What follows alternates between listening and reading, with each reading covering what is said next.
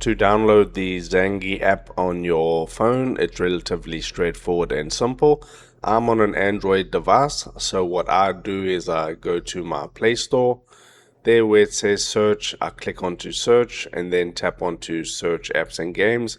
And then you want to type in Zangi, and then you'll see Zangi private messaging. Okay, tap onto Zangi private messaging, and there you'll see the app appears right there.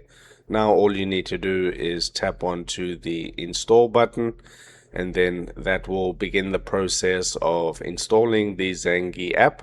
It's only about 30 MBs, so now you can see that it's downloading right now, and then when it finishes downloading, it will then install onto my device like you see now. And then when it's done, you can open up the Zangi application. As you can see, it's working, and then you can use the Zangi private messaging. If this helped you out, drop a like on the video and subscribe to my channel.